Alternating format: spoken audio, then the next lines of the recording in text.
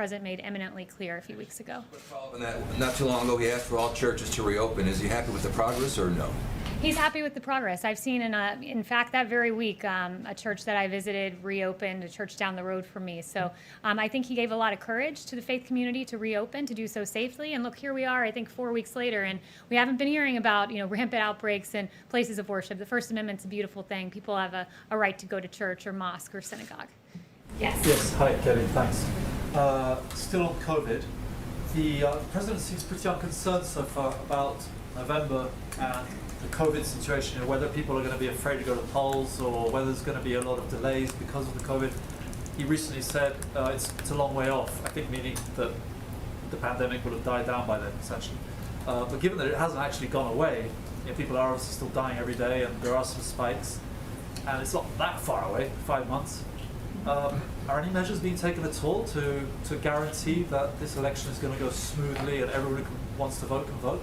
Yeah, well, I've not seen much criticism of the protest and socially distanced and mitigation efforts. About the election, not I think protest. there's a way to safely vote if you can safely protest, and that's what the president would like to see. There's a way to safely vote. There's a way to safely go to church, and you're asking a hypothetical about something 5 months from now at a time, ironically, when the media hasn't expressed much outrage about a lack of mitigation efforts taken by some of the protesters. Just wondering about the election. That's what everyone Raquel. cares about. Thank you so much, Katie. Two questions.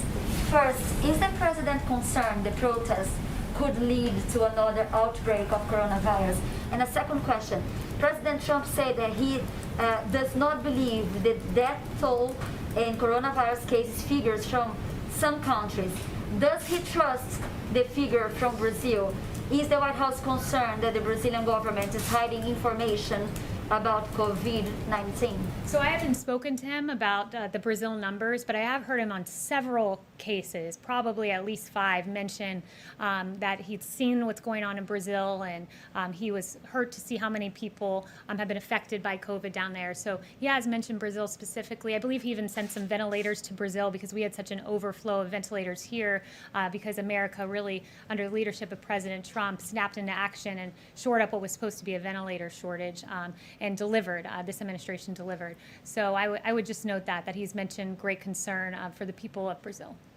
Katie, just the first question that I asked, is the president concerned the protests could lead to another outbreak of coronavirus? And we're monitoring that. Right now we're encouraged to see that cases have declined month over month, but the vice president, as I walked out here, said the task force is well aware and monitoring individual situations in particular states. Niels. Kaylee, thank you.